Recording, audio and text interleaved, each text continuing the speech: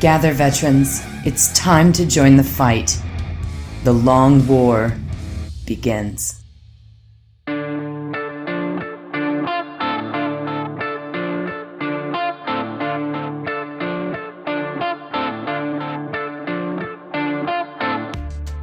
This is The Long War. I'm Robbie B, and joining me once again are my partners in crime, Kenny Boucher, Stephen Fore, Mike Haspil, and Sean Naden.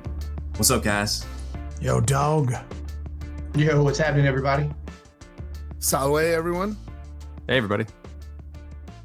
So this is Cats. Tiny Cat Alert, or not really tiny. Above average size cat alert. Like a cat that is larger than my dog, for sure. Yeah. I think all my cats are larger than your dogs. A large cat with a complex who thinks he's small, or she.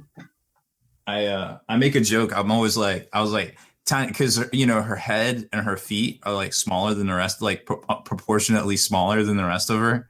So I'm like, when she goes running, I'm like, tiny feet moving fast, because they're trying to keep up. I want you to know, when I was down at the Rob Baer Cat Command Center for the wedding, Rob took Saren out to go use the bathroom, to go potty, locks himself out of his own house juice. Yes. And cold. And as you're aware of, it was cold as balls. And I just hear him knocking on the door. I was like, "Did you lock yourself out?" And I pull back the curtain, and he's just got Serendipity, my tiny dog, in his arms like a baby, like keeping her warm against his chest, and he's got no jacket on. She was very cold. She was shaking. They were both. He's like, I was keeping her warm. I was like, you were keeping each other warm. No. Yeah, I want you to know, Rob saw that as an opportunity that's a walking heating blanket. Give me that. You were useful. I like dogs now. And I caught him more than once, cradling her like a baby throughout the weekend. And that's how you pick tiny dogs and cats up. You just cradle them like a baby. Yeah. They like it. They told me. It's fine. Well, when you do it to her, she likes it. I was going to say, Saren does not like showing her belly to people. It makes her uncomfortable, and she will snip. She will go after you. Yeah. We have an understanding, I suppose. I don't know. But yeah, no, that was good times. So this is the last show for the year. I guess we'll be back on the 9th of January. Skipping 2 weeks. I feel like that math is right. That adds up. I won't be back to the 8th, and apparently this podcast doesn't get done if I'm not here. Correct. So yes, the 9th. That'll be the next. Did our podcast not happen last week? It did. Oh. No, it did. No, I mean, okay, that one got done because I had access to a computer. I set everything up and still did it. Oh, gotcha. I'm with you. Yeah, no, like I got that. It's just I'll be. Oh, dude, if you need me to, just tell me. I will. I'll just send you. 83. Yeah, plug it into your Texas Instruments. Yep. I got it. No, so yeah, so we'll be back on the air the 9th, but I'm pretty sure Haspil will probably have an episode of his new podcast, or his new. It's not new anymore. You gonna have any more Quantum Froth Dispatch before the 9th, Mike Haspil? Before the 9th? Yeah. I have one episode on Storium that I was going to put out this week, but it'll probably be this weekend realistically, because day job just decided I didn't need to do anything else. And then I'm actually kicking off Star Trek, The Wrath of Khan. We're going to do a retrospective on the 1982 movie. And it probably won't be as long as Conan, because I got some feedback that was too long, but it might be, because it is one of my favorite movies ever. I'm going to tell you can't go too long on Conan or The Wrath of Khan, the greatest movie of 1982. I know, right? That's what I'm saying. I'm like, I could do 20 episodes on that, but did it win the Academy Award for best movie of all time? No, it didn't, unfortunately. That's highly. But it was nominated. It was nominated. Absolutely. It was nominated in 26 categories. But yeah, that'll be fun. And then I'm doing my Twitch show tomorrow night. I don't think I'm going to do one Christmas. And then in January, we'll be doing the first week and the third week, or the first Thursday and the third Thursday, every month. There you go. The legendary Mike Haspil is back on Twitch, guys, from his self-imposed media blackout. He's back, and it's good. It was literally a lot of technical difficulties.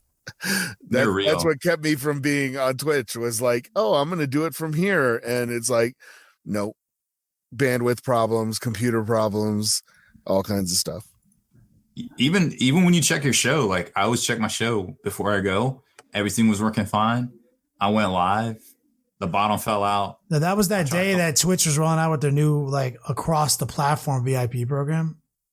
So that did correlate. So that jacked everything up. Like I couldn't even log into Twitch that day. I was like, did they fucking finally ban me?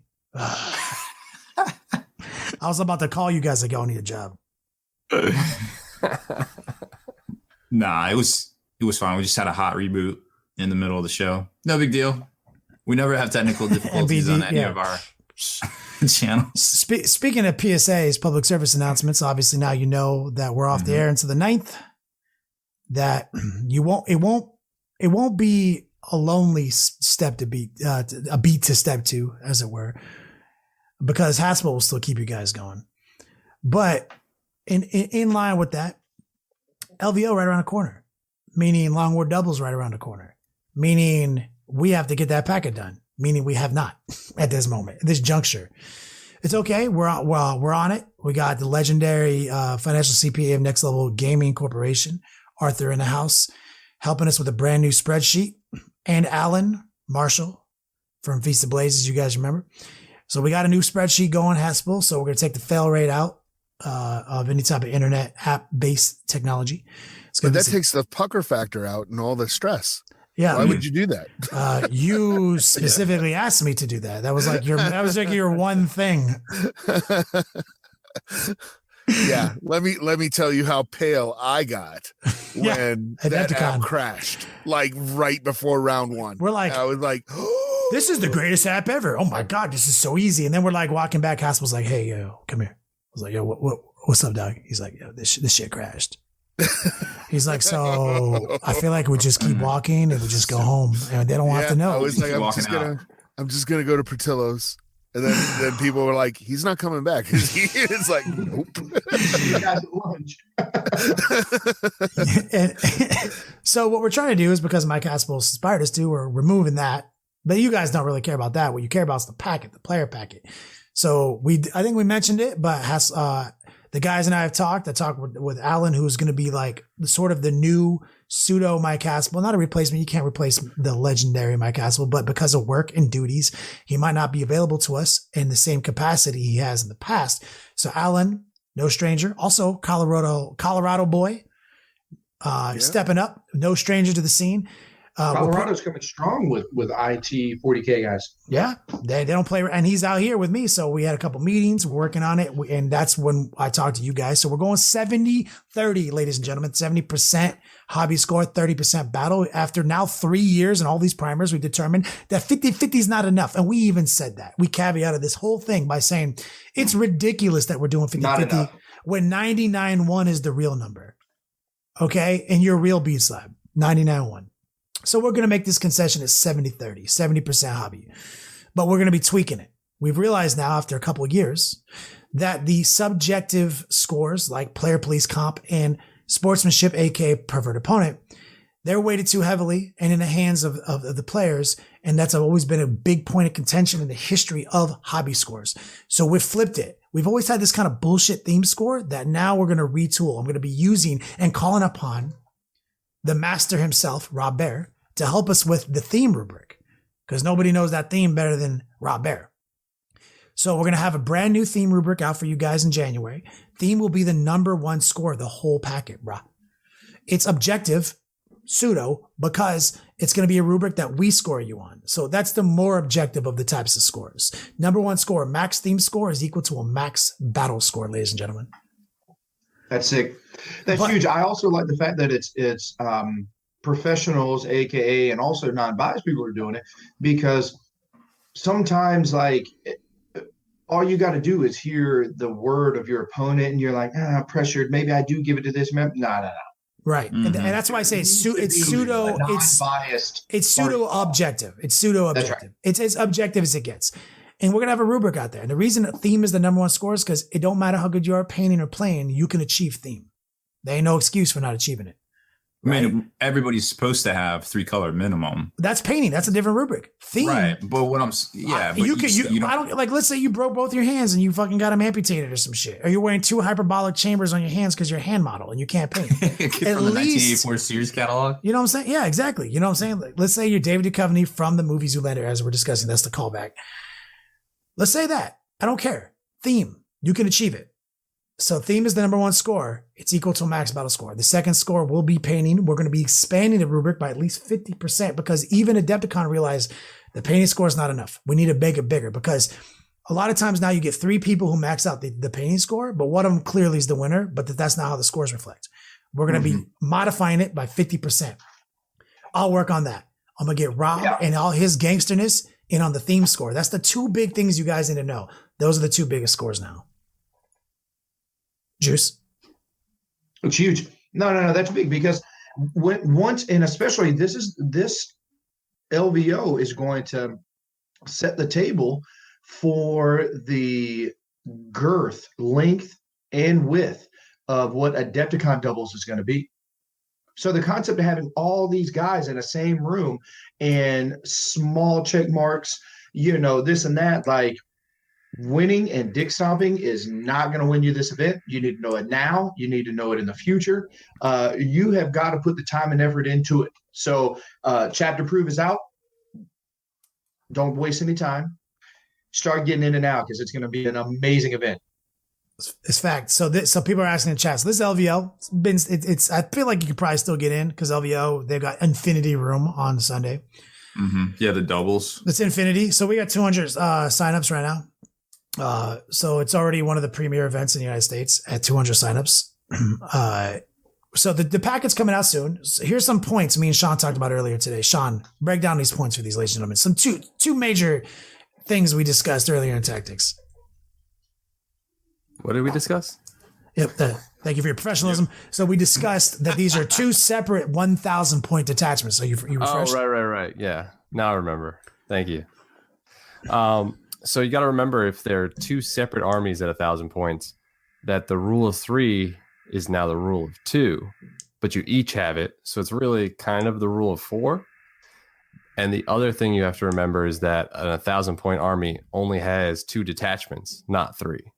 So each of you combined, with your powers combined, are basically possible 4 detachments and a possible 4 of any data slate.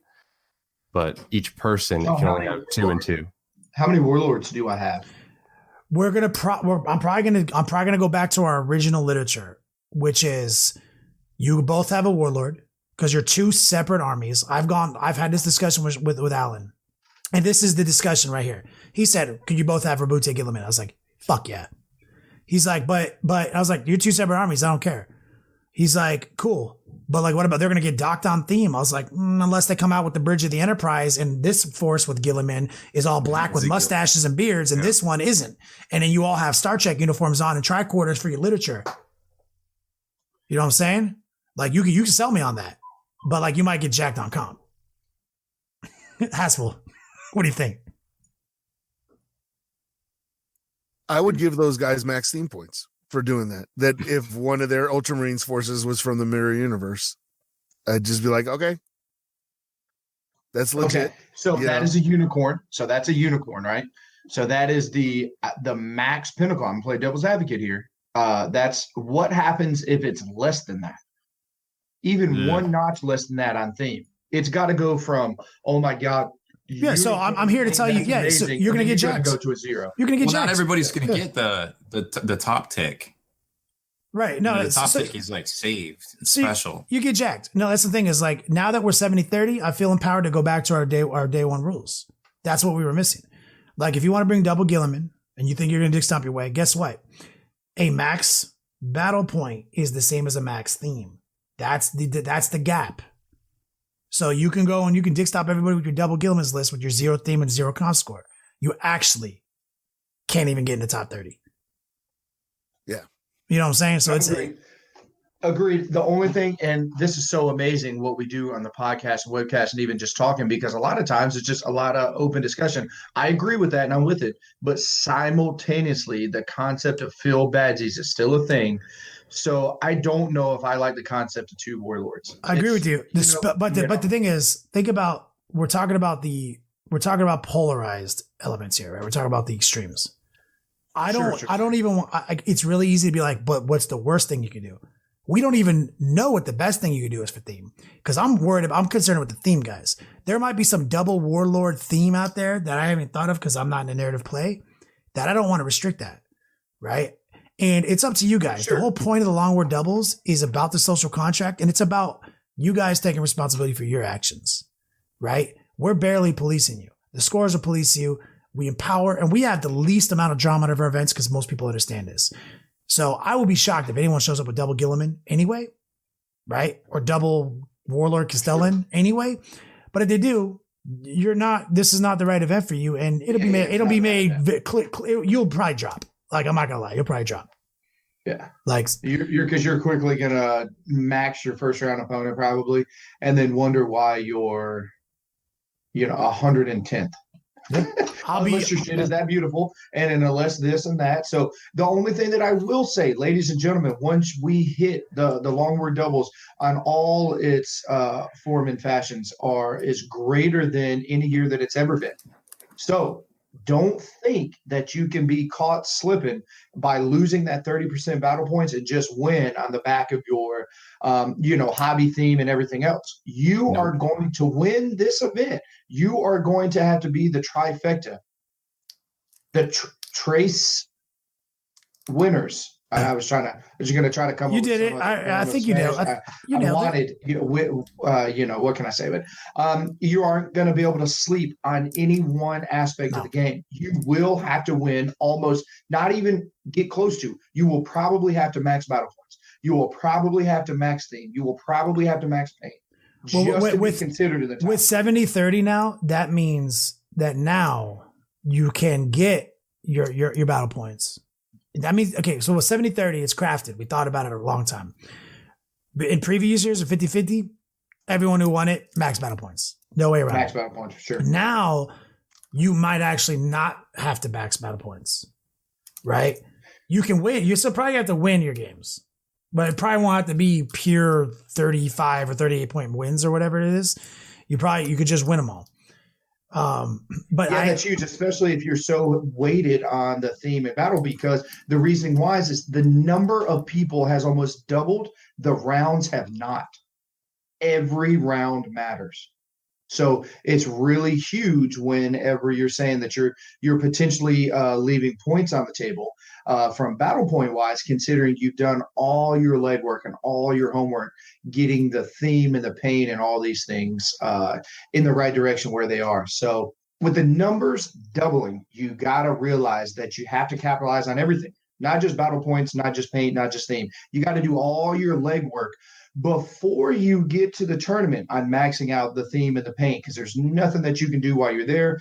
Battle points, once you're in the room, I'm here to tell you, when 200 teams or 100 teams show up and it's only 3 rounds, you're going to have to max. Not going to lie, you're going to have to come close to maxing if you want, in my opinion. I think, because if we just do the math real quick, if there's 100 teams, goes to 50 teams, goes to 25 teams. So potentially there's going to be 20 undefeated teams or more undefeated teams going in. So just winning your games, I don't think is going to be enough. You are going to have to make sure that you are a true big dig bandit in all facets of the game. And that is amazing. I know Robbie B is a huge proponent of something like that, because not even just playing, you've got to paint, you got to do this and this. But Sean, right now, without any other help or whatever, I need to know, if you're going to the Long War doubles and you're playing and you can't play Eldar, what are you playing? I mean, the answer is Eldar.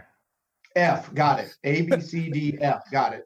Secret answer C, Eldar. Because when I'm in my Beats Lab painting, what I'm painting most of the time is Eldar. So same thing with, if you look at my Adepticon team armies the last couple of years, they're going to be Eldar because I've put in the 300 hours, the 400 hours painting those armies. I can't not bring them because, like you said, the hobby scores are the highest. Adepticon's done the same thing for their team tournament the last couple of years. Hobby scores, the paint scores went up to like 55%, 60%. So you can't go into that event without high hobby scores. We won it 4 years ago with sub halfway of paint score, like sub half of all the hobby scores.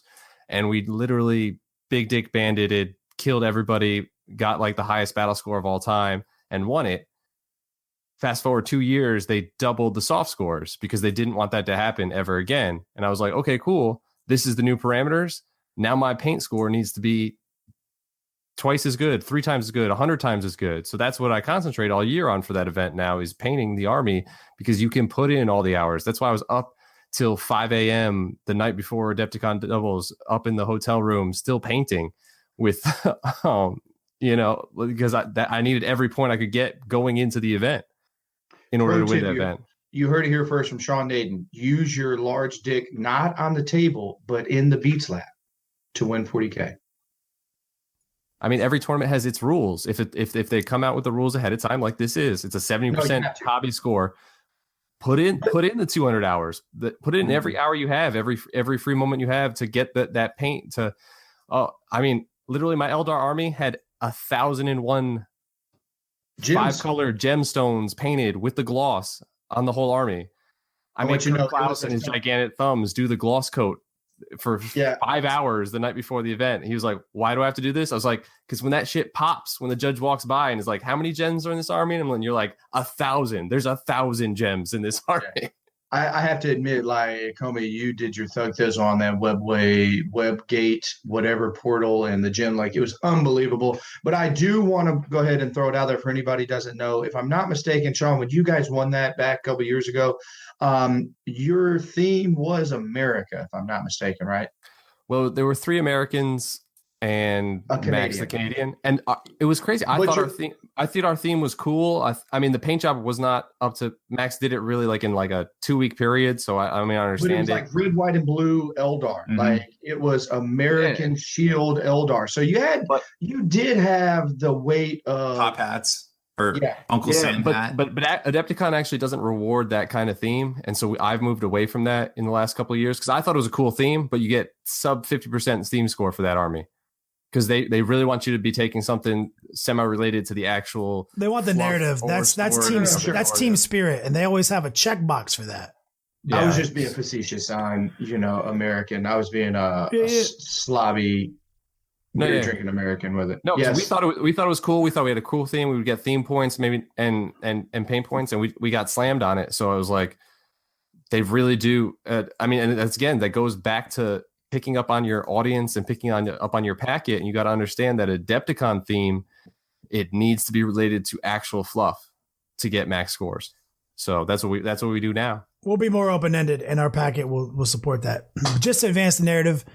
Long War Doubles packet, January. Look to the internets. We reserve the right to backpedal or change it in between LVO and Adepticon, and even change it again between that and Bay Area Open, and therefore even change it between that and possibly Warzone Atlanta. So like this is evolving, and don't worry, we won't charge you for the updates. That was for you. And it will be downloadable for free. And it'll be downloadable for free. I'm kicking it over to Rob and Haspil to work out the news. So on the Tabletop Market Watch side of things, it turns out there are no new releases for Games Workshop next week. They're taking a break from the new releases, so your wallet is safe new release wise. But you can always scoop up those Battle Forces, Titanicus battle groups, or the Wrath and Glory, Noise Marine separate releases that are coming out this weekend for Warhammer 40K. Or maybe try a new game if you want to pick up, say, Titanicus. There's a bunch of different ways to do that. They got the battle group, and you can pick up a rule set for about $230, I think. So not too bad to get into a game and have like your minimum force org right off the bat. But I know Haspil has some stuff to talk about with some of the new. Yeah. So I'm pretty excited about some animation going on, which, side note, if you guys have not seen Spider-Man Into the Spider-Verse, go check it out. It is the best Spider-Man movie that has been made to date. It is fantastic. And it is kid safe too. It's family friendly, PG movie. Kids adore it. I went like on a Saturday, place was packed with kids. They were all punching the air, going nuts, losing their minds. So it's actually a great film, but that's not the animation I want to talk about. The animation I want to talk about is that GW announced that they're actually bringing a Warhammer 40K animated series to light, and it's going to center on the Blood Angels. Somebody in one of the threads I was in pointed out that the Blood Angels are mostly Primaris Marines now. I don't know if that's true, but if that's the case, that would be an interesting choice. But it is going to center on the Blood Angels, and they went in with the guy who makes Hell's Reach. And if you guys have not seen Hell's Reach, do yourself a favor after this, or after listening to this, go onto YouTube, look up Hell's Reach. And I think there's like maybe 13 or 14 episodes, and he's actually compiled them into 2 quote unquote movies, which is all he did. Is he just, took all the separate episodes and stuck them together to make a movie. And but it is his Hell's Reach stuff is actually just amazing, and the guy does it with I want to say 2 Xbox Connects that are hacked together. That's how he does the mocap. So it is pretty amazing. And the fact that GW has embraced this and is like, hey, this is how we're going to try to make, bring 40K, because this IP is so unbelievable. And they've just kind of just been letting it sit there. And it's like making a live action film is not really viable. It would just cost entirely too much. But an animated film, and a CG animated film at that, I think that very, very GW doable. Haspil. I think GW has been gun shy since the last one, because the problem is that everyone heard an animated movie was coming out. Like you said, live action's on the table, so it has to be animated. But people think that animation is cheap for some reason. No, it's not. So what people had in their brain was like, even Dawn of War 1, which is an old ass game, they had Dawn of War 1 cinematic theatrical cutaways in their head. Right. That's what they thought they were going to get with that Ultramarine movie. Yeah. Right. And that Ultramarine movie, to give you an idea, I was one of the big critics of it when it first came out, because I was like, man, why couldn't they do the Dawn of War opening cutscene type thing, right? That was what the whole movie should have looked like. And then I found out that the Dawn of War opening cutscene from the THU game had a bigger budget than that Ultramarine movie. And that Dawn of War thing lasted what, 1 minute and 30 seconds? Yeah, so you're talking about as a minute of, studio grade, $10,000 an hour production to, versus we're going to make a feature, guys. So that's what's up. So they've been gun shy. They found a guy who's a baller on a budget. There's other people out there who might, who are good, but I think they got the right guy, the guy who knows how to make things work. It's going to be sick. I'm stoked beyond all belief. There's a lot of haters on the interwebs right now. What? Well, folks are saying the guy's name is Richard Boylan. Boylan, yeah. And I hope I'm pronouncing that correctly. Yeah. Yeah. And he is a G. He's a G. And his thing, his haters. Fucking goddamn internet. Let me put it this way. If you're a hater, man, fuck you. You should hobby as hard as you hate. You should hobby as hard as you hate. Like, that should be on a shirt. Yeah, Rob Baer. First off, that's going in the web store, the longswag.com. I made a meme of it. I took Bill Murray pointing from the movie Stripes, and I put that quote in it, and I've used that a few times on the internet. Well, that's going to be awesome. that's a shirt, and it's going to be a caricature of Rob Baer from now on. We need to get somebody to draw me doing I can do it. I'm capable of that task. I'll just take a picture of you and I'll make it happen. Because that's iconic, and that's the situation, guys. Don't be sad because your chapter wasn't in it. That's a ridiculous reason to be a hater. Don't be a hater because of the last one. That's also a ridiculous reason to be a hater. Just stop hating. Positivity is a force of nature, guys. Yeah, give it a chance. Positivity can change the world if you give it a fucking chance, man. And give it a chance or piss off. Yeah. I mean, we're dancing around it. So can we just get our one Talladega Nights quote out of the way? Sure. I mean, we already got one too. Yeah. If you don't get behind it, then fuck you. There you go. Give me the epic quote.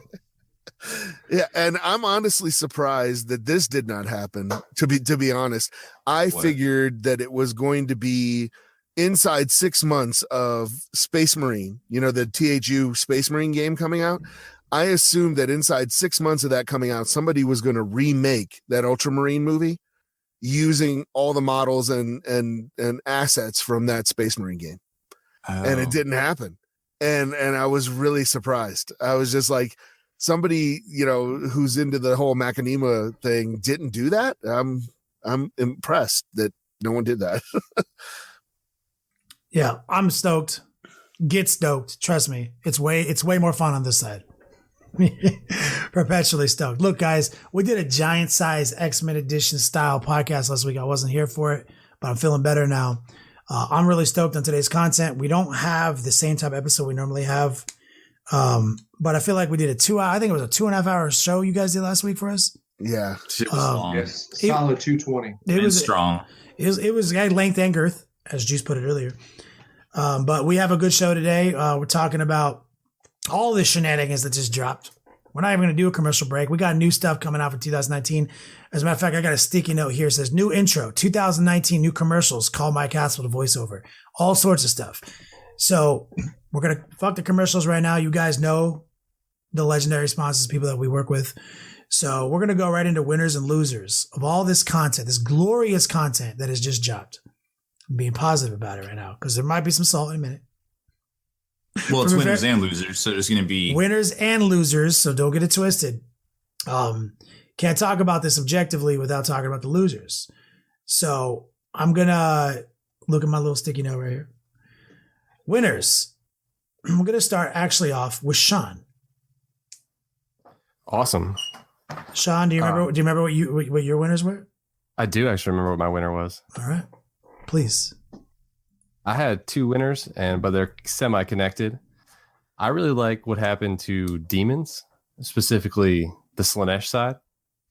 We all joke, but we all know that I don't get down unless it's Eldar. So the fact that I'm even thinking about dropping all kinds of money on a whole new army means it probably has something going on for it. But is Slanesh basically Eldar though? Like, is that how you justify it? Like, they gotta be Eldar. Sean, don't sugarcoat it, Sean. You're a fucking narrative nerd. You know they're not fucking Eldar. They're kind of Eldar though. But are they related? Their narrative is important and supports Eldar. To me, Slanesh and Eldar, I see the same thing. Yeah, and I shoot them. Shoot them. Haspil, can I ask you a super important question? This might even be tattooed on you somewhere. Uh-oh. What's worse, a heretic or Xenos? Trick question. They're equally in the eyes of the Emperor. They're equal in their heresy.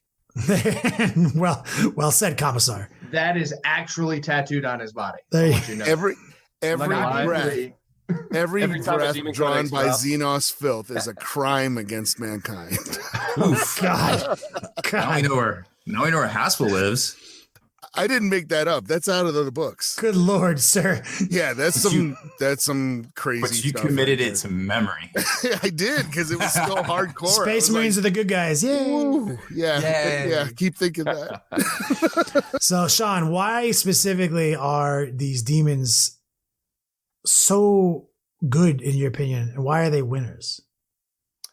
I mean, if anything's a winner if you think it's better and you start to want to play it, is my opinion. And I think all their big sexy models dropped in cost, like all the Great Unclean Ones, all the Bloodthirsters, all the Lords of Change.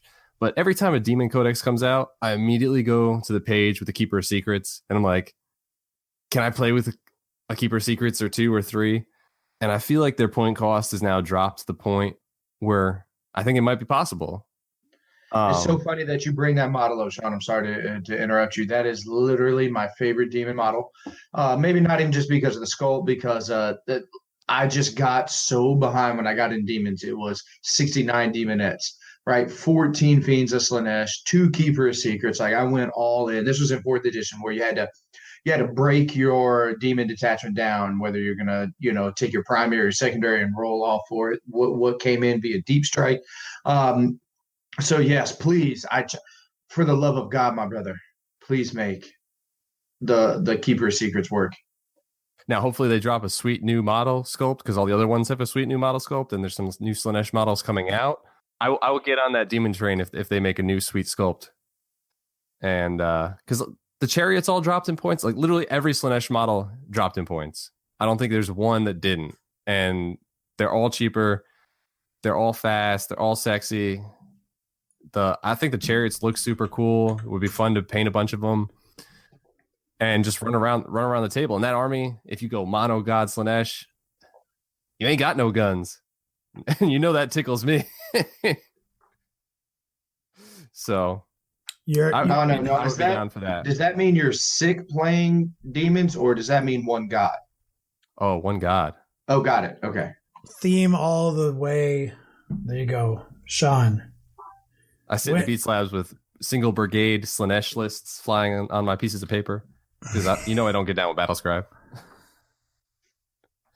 Literally had to make Juice do Battlescribe for me when I was down there. He's like, "No, we need your list in Battlescribe," and I was like, "Juice, I'm going to tell you right now, I've never used Battlescribe in my life. If Clerk Kloss isn't here to do my list in Battlescribe for me, I don't know what it is, and I don't know how to use it."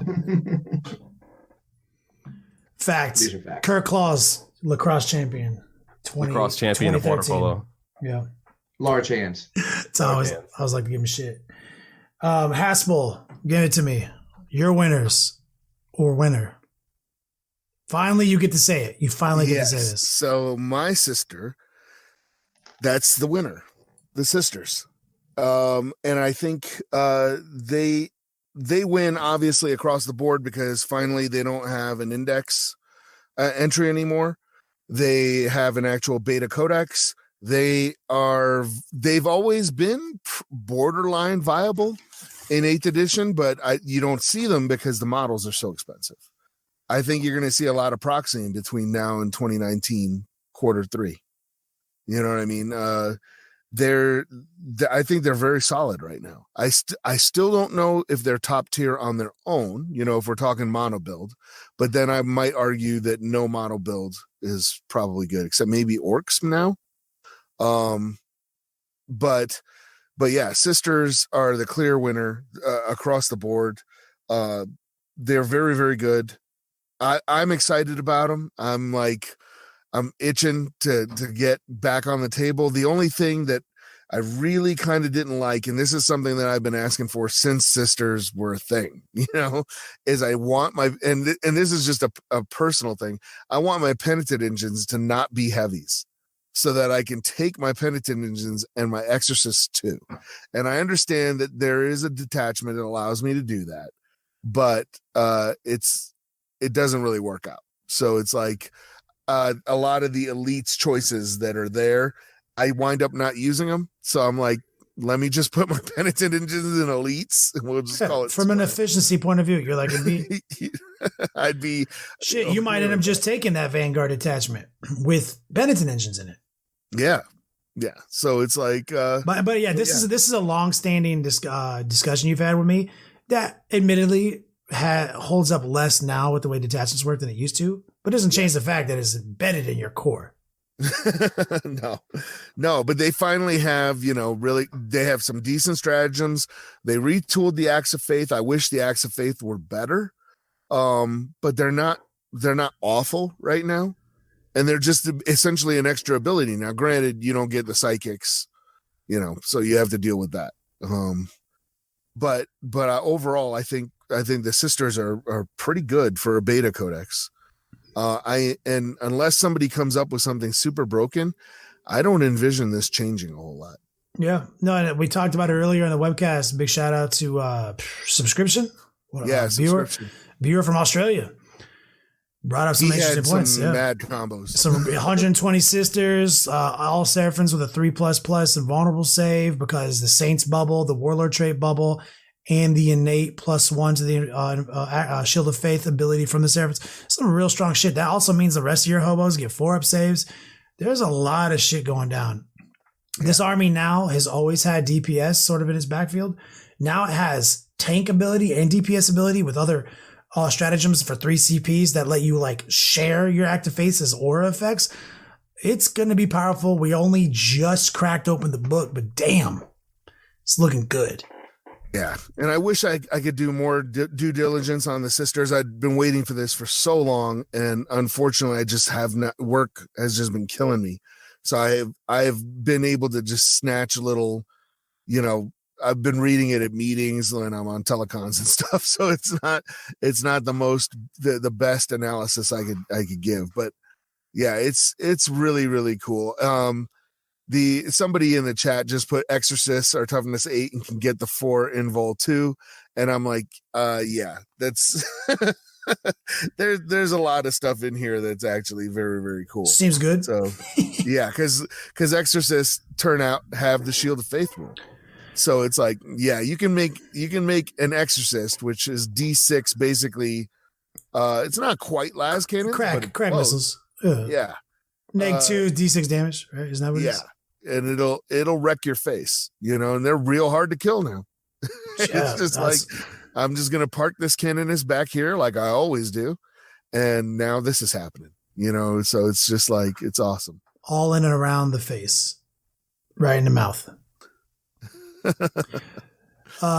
Juice, what's your winner? You had an interesting pick for winners. So I've got a solid one that a lot of people might not be thinking of. I came to the shop the other day and I was like, hey, look, I've got the best shield captain in the history of ever, Bane Guineas or Smash Captain, whatever you want to call him, and he's not red anymore.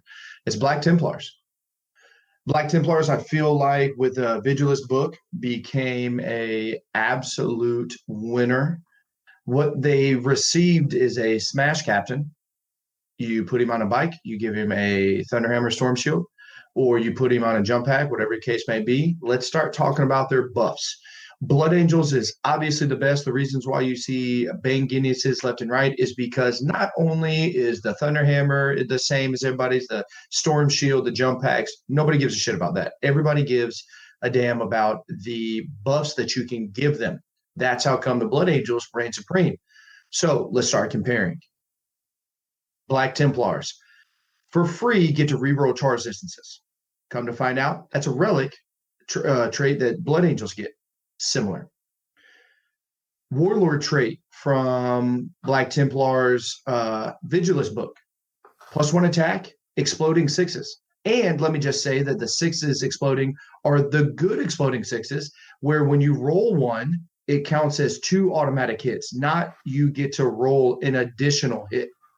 Huge. So now you're coming in at a base 5 attacks, something that a Bane Guineas is going to have to pay 1 CP for. And you get 1 CP to get that 5th attack only in the first rounds of combat. This is all the time. Also, what I want to talk about is that gives you a 6-up Feel No Pain. Guess what, ladies and gentlemen? This hobo for 1 CP gets a 5-up Feel No Pain and re-rolled a wound. Are you kidding me? That's a separate one. Oh, excuse me. Was it just a 5-up Feel No Pain? Yeah, it's just a 5-up Feel No Pain. Okay. So for 1 CP, thank you. I've said this a whole lot, so I'm merging them together. So for 1 CP, you get a 5-up Feel No Pain, which is greater than a 6. I have no problem giving this guy who has a 3-up Invulnerable and potentially the Shield Eternal, who's -1 damage anyway, a 5-up Feel No Pain. That is amazing. I actually would rather not pay the points on the front end, right? Where if this character always had a 5-up Feel No Pain, I'm going to have to pay that in the points column, where here I can only have to pay 1 CP. And let's not get it twisted. Space Marine players, you're not overloading yourselves with like, what am I going to do with all my CP? Like, this guy is going to soak them all up and it's going to be well worth it. Also, a 2 CP stratagem, which you're going to use a lot when you're deciding to go into those heavy hitters or into those hordes. You're going to give him a +1 additional attack and re-rolling to wound. Re-rolling to wound with that extra plus attack reminds me of 2 things that the Blood Angels have. +1 to wound and extra attacks via psychic abilities or stratagems. So this Black Templars Bane Guineas or Smash Captain has got, when he is souped up, a 3-up Invulnerable with a 5-up Feel No Pain, reducing 1 to damage, re-rolling failed charges, 6 base attacks with exploding 6s, and re-rolling to wound. He is a god character. Simultaneously, if there's no good relics and you want to throw a relic on one of these hobos, Thank you, Vigilus. You give us a relic of the Holy Hand Grenade. This weapon within 6 inches can be thrown once a battle. Your enemy unit that has 1 to 10 models on a 2-up takes D3 mortal wounds. And for every subsequent 10 models takes another on a 2-up, D3 mortal wounds. So this is huge. If you want to unload the Lord's Wrath into a Night Titan, he can throw his grenade, D3 mortal wound, aka free smite. Use all the CP in the world to get this dude off the table. Or if you want to charge this guy in to a horde of 20, 30 dudes, go ahead and pop that grenade as well. Do 3d3 mortal wounds before you go in. This guy, in my opinion, might be. Yeah, and don't forget, he's Space Marine, so he still gets a swing when he dies. Pretty big deal. Yeah, still gets access to that for 2 CP. So when you go Death Blossom attack with this guy, he gets 6 base attacks plus exploding 6s, re-rolling to wound, and for 2 CP all over again. No, it's a bad motherfucker. I've been on the Black Templar hype train just for the free reroll alone, but now all that. Yeah, and I'm so sorry, Kenny. I'm sorry I cut you off, but we also forgot that the best relic that one of the best ones that Space Marines have access to is the Black Templars, where on a 4-up, they just stop a psychic ability within 24 inches of them. Isn't that just their chapter trait? Or is that a relic? No. It's a stratagem. It's a stratagem. Yeah, it's 1 CP. Yeah, 1 CP on a 4-up. Boom. I don't care what you have going on. So in the realm of psychic abilities, it's like an Asdrubal Vec on a 4-up. It's pretty fucking powerful. No, I love it. I'm super stoked on that. Maybe some Black Templar Supreme Commands in the future for some players. But Rob, bring it in. Give me that Robbie B insight on your favorite winners from all this new shit. Well, my favorite is a little biased just because I like tanks. I like guard. So obviously I gravitated towards those stratagems in here. And of course, Lehman Russ is getting a point, or Commander's getting a points reduction was pretty huge. And the fact that you can kind of do some more things when you mix and match some of the doctrines makes them really powerful if you take the Emperor's Fist Tank Company, pair them with Talaron or Talaran, whatever you want to say, potatoes. But either way, that's a good pair. You've literally never been able to say that word. We never not say stuff right on here, ever, in the history of ever. My name's Robbie B. I don't talk right, and I have a stupid face. There you go. So one of those facts, one of those statements are true. Starting at the top, they have a Warlord trait that's pretty interesting. It allows them to reroll Overwatch, which is cool because there is a stratagem called Defensive Gunners that allows you to Overwatch on a 5. So now you're Overwatching on a 5, re-rolling that Overwatch. So if somebody makes a mistake of charging like a Shadow Sword or a fully loaded Lehman Russ, some of the ones that Juice either has talked about on the webcast or with like a Punisher cannon even, or plasma cannons, that's not going to end well. 5's rerollable is solid as shit when you're talking a Lehman Russ tank commander with a Punisher, double plasma, and heavy bolter and stubber is like almost 30 shots. Pretty solid. It's nothing to sneeze at, and it's definitely something to remember to save that 1 CP for in order to do. You do have to have extra CPs because remember, with all of these Vigilus special detachments, you have to pay that extra CP to give them the super keyword. And obviously you want to have as many of these things that can benefit from that keyword in your detachment in order to, make your CPs stretch as far as they can. The other thing that's really cool about this tank company is they brought back impact hits for mortal wounds. So on a 4-up, if I think the exact terminology is if you end a charge move within 1 of an enemy unit and you have the keyword on a 4-up, the enemy unit suffers D3 mortal wounds, which might not seem like a lot, but once you start running a couple of tanks or even roll in with like a Shadow Sword, which has the ability again to play a stratagem to hit on 2s in combat. Rob, let me ask you. And they're already strength 9, I believe, ridiculous AP on their attacks. Rob, let me ask you, when does the impact hit happen? Whenever it finishes its charge move. So first. Mm-hmm. So I like that. So it's not a fight. You're not fighting. It finishes its charge moves Rolls that 4 up. So that means there's lots of things out in the game that like rob you of your ability to swing and make you swing last. I don't think they apply to this. Do they, Sean? No, because this is charge phase. Those things are all fight phase. Yeah, so I'll tell you what, man. D3 mortal wounds on a 4 doesn't seem like a lot until I got this Demon Prince with 1 wound left. You know what I'm saying? Oh, and you're like, this last Lehman Russ, let me just get him. Oh, I wrote that 4. You're done. I ain't about that life. You know, like that's good. Solid. I mean, it gives people a reason to run tanks again. I feel like, again, going back to that, putting the 40K and 40K, because for a long while, all we saw was a bunch of duders running across the table, fighting other duders, maybe at night here and there, maybe Castellan, sure. But a lot of those signature units that was 40K for a lot of us just were missing from the tabletop for a lot of 8th edition so far. So it's good to see that coming back. There is one other strategy I want to talk about real quick, which is kind of huge.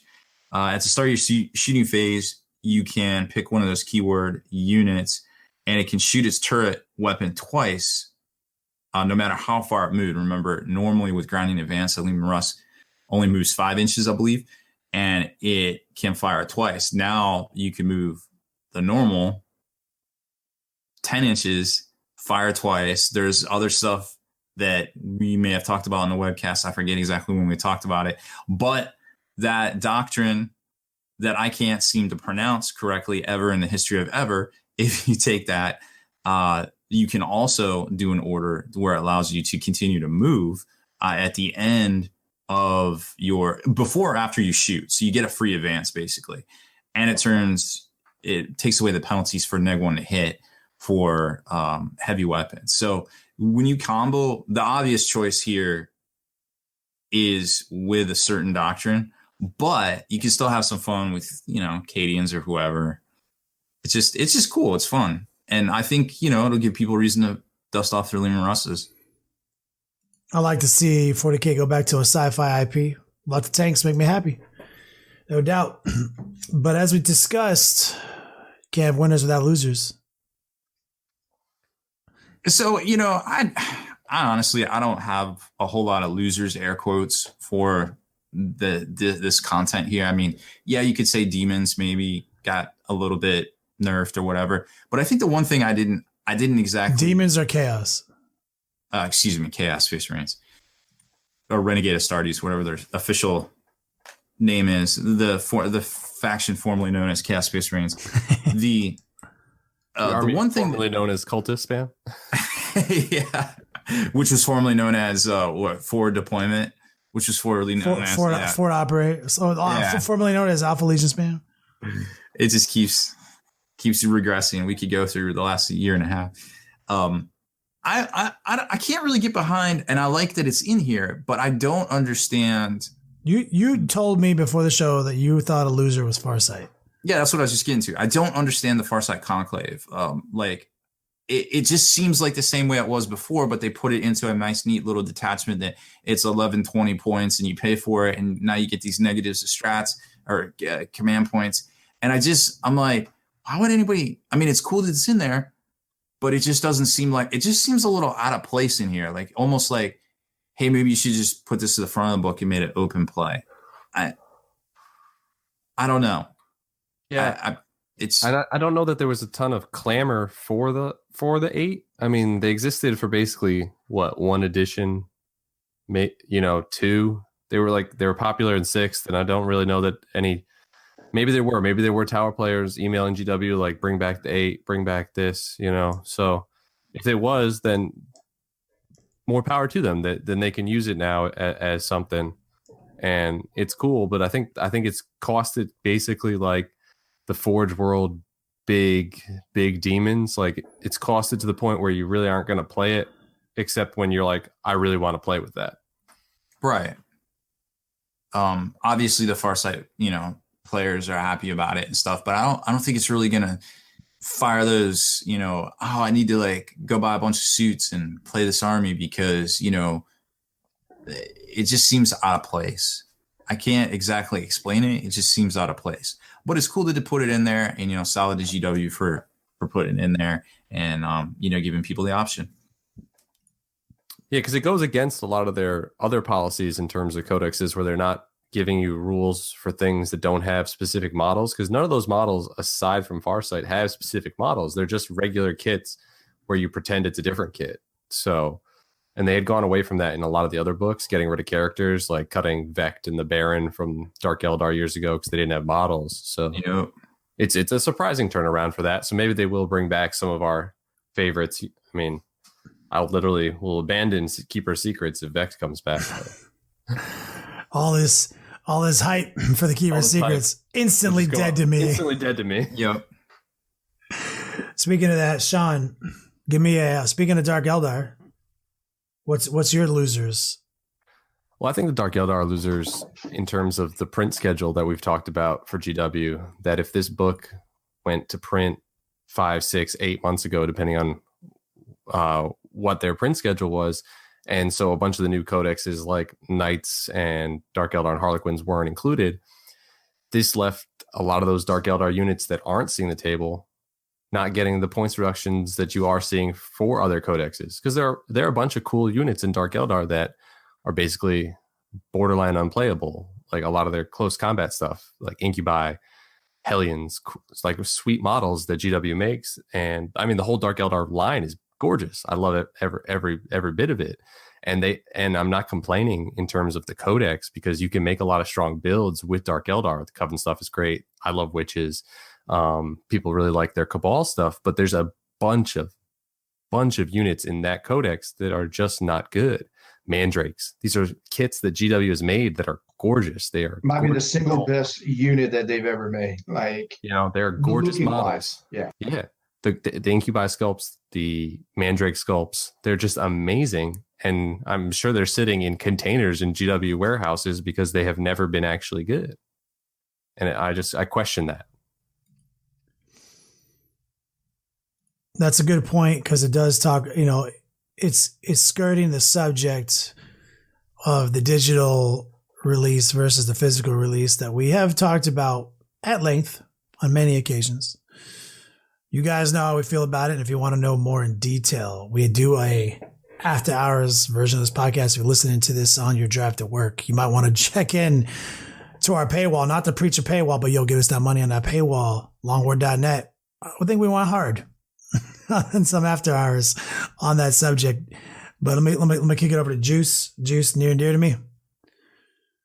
Losers. Yeah. Don't say it. Don't do it. I'm going to do it, even though I don't necessarily agree with it, but I am doing it to get a reaction out of you. I want to find out exactly what you think about it. Chaos Space Marines. I'm going to play the role. Chaos Space Marines. Some of their stuff, now I will say, did get cheaper, but I don't think that Noise Marines, Plague Bearers, Corn Berserkers, things like this dropped enough to want people, Havocs, things like this. Like, I wanted to see a more robust points decrease on some of these models. But ladies and gentlemen, people are going crazy that Cultists went up to 5 points. I don't think that is that big a deal. Kenny, I have to ask your personal opinion. Is it as big of a deal that the damn Cultists went up to 5 points? No, GWC, it is a big deal, but not for the reason that you're trying to get out of me. It's not a big deal play-wise. You're right. I completely concede that point, because competitive chaos lists have shied away from 120 cultists to like maybe a block of 40 and then 2 minimum squads of cultists. And you do all your shenanigans with 1 block of cultists. That's been a little bit stronger than spamming them, especially ever since the Alpha Legion nerf. And then sort of started happening after, Tided Traders nerf, right? So it's a big deal because of a different reason. Pick one, motherfucker.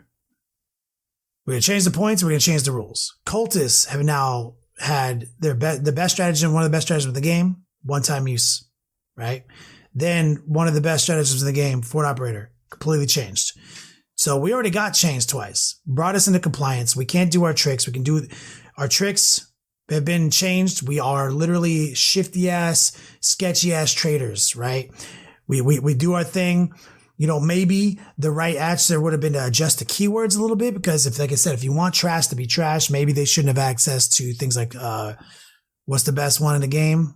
Veterans of the Long War. Maybe that's all you have to do. Maybe just take Veterans of the Long War off of their radar and then just let them be alone. Mess with the rules. You've been messing with the rules. You've messed with the rules, and then you also increase the points. I don't like that. It's a different reason. And here's why I don't like it.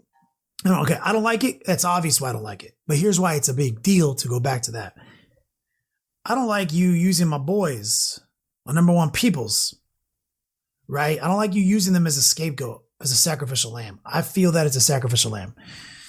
There's not going to be a day one FAQ about these knights, right? We kind of know that now. Knights didn't make. That's what it's looking like. It's not going to happen. Knights didn't make the cut. So knights needed to be addressed, right? And Drew said, can you say it again for anybody in the back? No knights. No knights got touched. Period. And we said, don't fuck this up. Yeah, gallons got cheaper.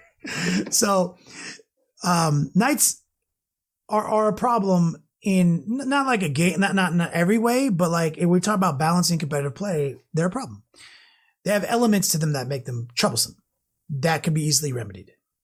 So don't take my cultists you've already fucked with, and you've already, in a good way, in a positive way. I'm not mad about the Tided Traders. I'm not mad about the Fort Operator. These are two super fucking gimmick things I was doing to fucking win games. And I was like, cool, got it. I knew it wasn't going to last forever.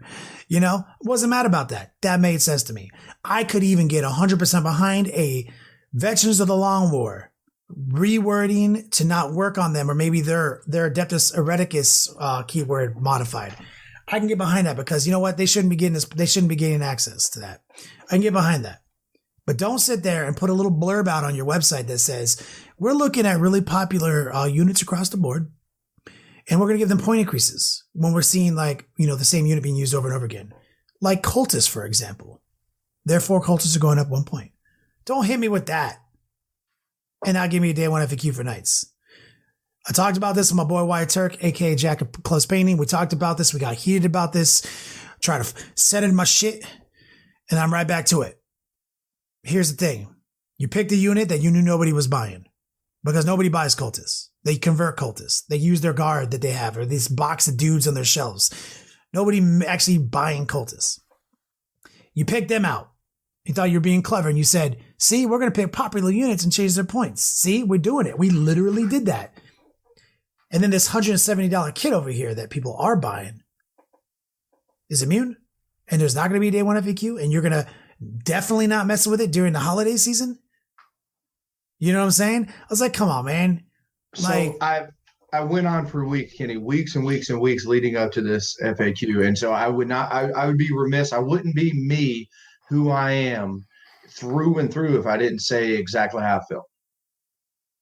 I said multiple times, GW, don't fuck this up. Don't fuck this up. You have an opportunity here.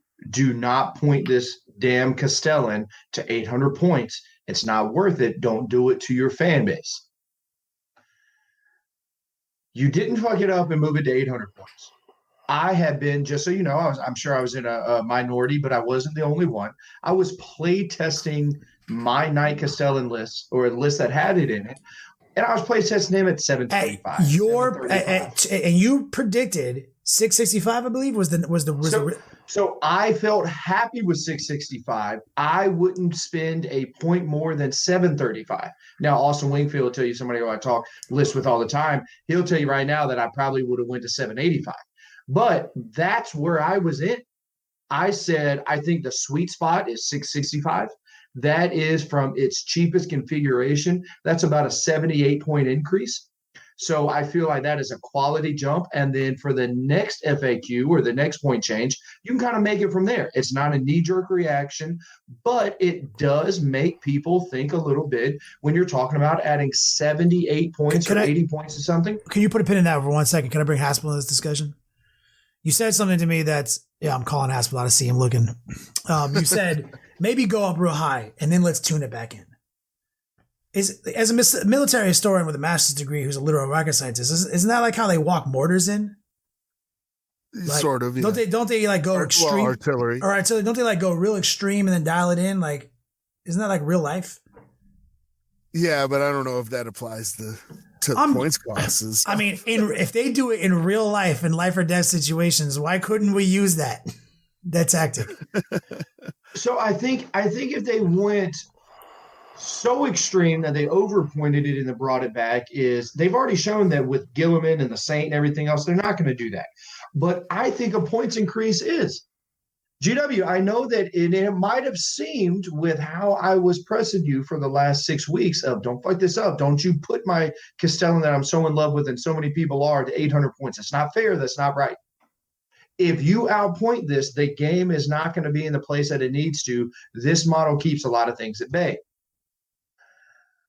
Making other models around the Castellan cheaper is not the same as putting that model in its place. It's not. Bobby G deserves to be 400 points. He does not deserve to be 300 or 325. So correct, moving him up little by little.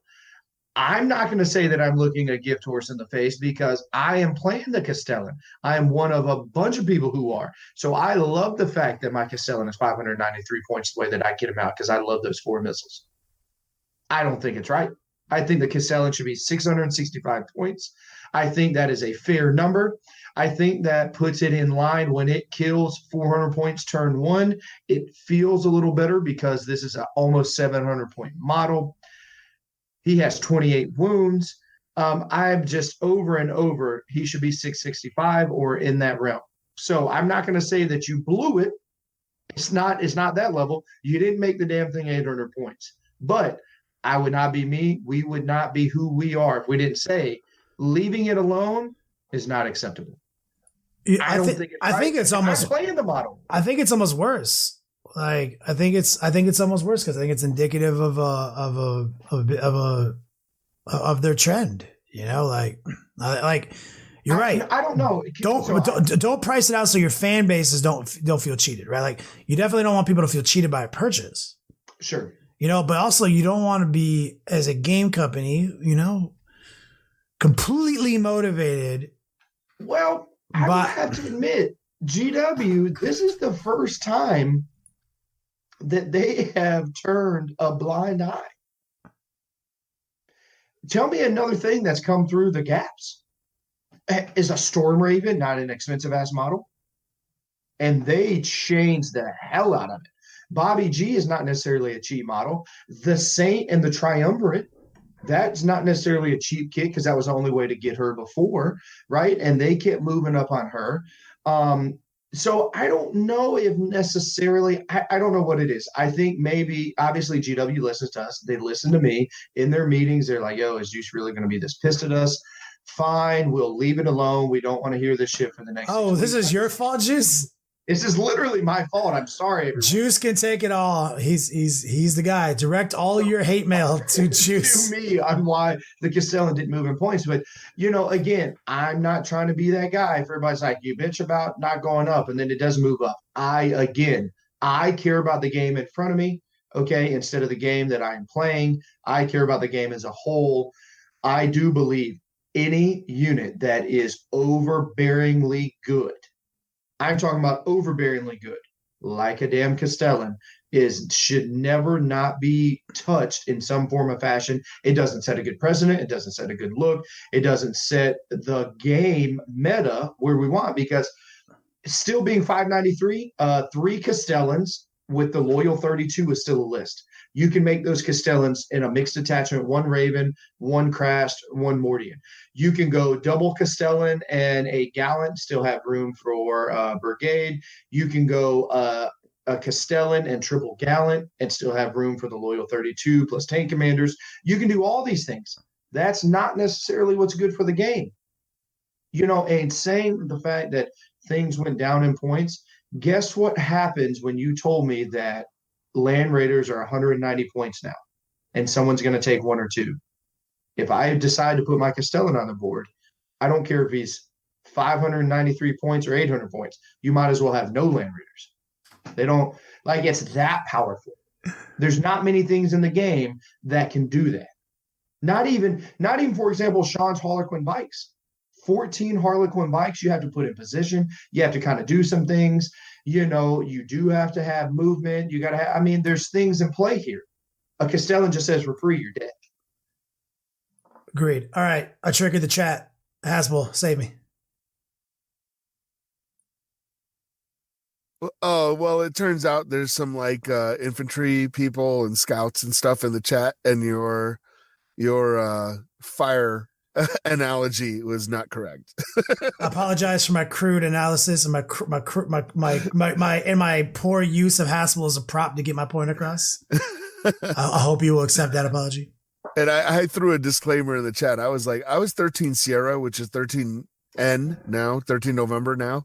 That's ICBMs. We don't bracket fire. We just launch. Problem sorts itself out. So, yeah, full disclosure, I don't know anything. I don't know what I'm fucking talking about. I heard it said once. I heard that Haspil said he went to school for things. Also, I was going with the most educated guy I know. Unless that suddenly Sean Naden is secretly the most educated guy because I recently learned he knows everything about Lord of the Rings. What kind of, are you a doctor? No, sir. English major. Oh, He's nice. I was hoping Sean for something badass, like, no, not a doctor. No. Philosopher and scholar for anything, what is that? No, that's my degree with the Infinity Gauntlet pointing at it. Yeah, that's your Infinity Gauntlet is giving your degree the middle finger. Yeah, that's what it equates to in real life. Oh shit! Sorry, I spoke too much about college. He actually got offended this one time, sort of, not offended. I was like, "Is that your honorary bartender college degree behind you?" And he was like, "It's my goddamn college degree, motherfucker."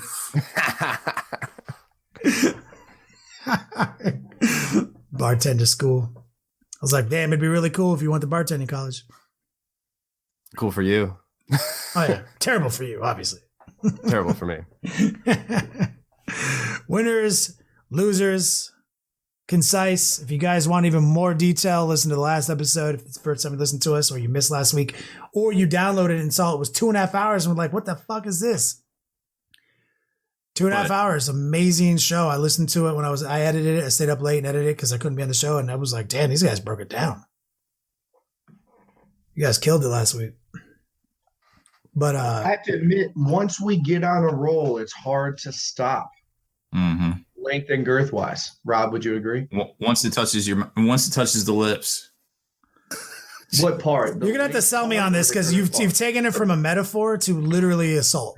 Yeah. What metaphorically? What lips are we discussing? Yeah, and what part of the show, the length or the girth? What is it that you want to touch your lips? We're gonna go to jail. That is the correct response, good sir. Let's continue. I'm advising my client not to say anything. I can invoke my Fifth Amendment rights. That's right. I don't know if Haspil is a lawyer, but I believe him. Let's all shut up. Edit that out. Doubtful. Oh, that's staying. Yeah, Kenny will probably crop my picture. I will make it I'll put his picture in there. Rob Baer scandal touches the lips. It'll be touches the lips. It would be the creepy photo repertoire of Kenny taking creepy photos of me. Hell yeah. No, I got some good ones of Rob. You don't even know. This is a pastime of mine.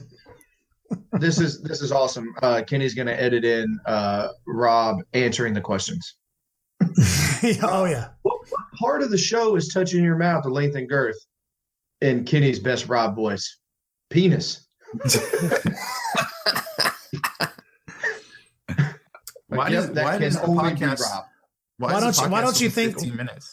you guys think I don't have a database of you guys all saying penis multiple times throughout the years?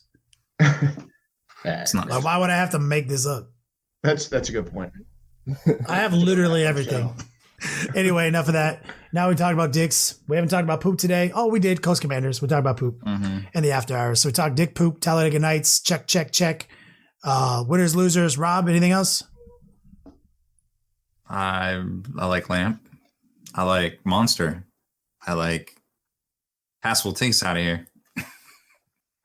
Oh, that what now? I tell you what now. between me and you. There is no me and you, not no more.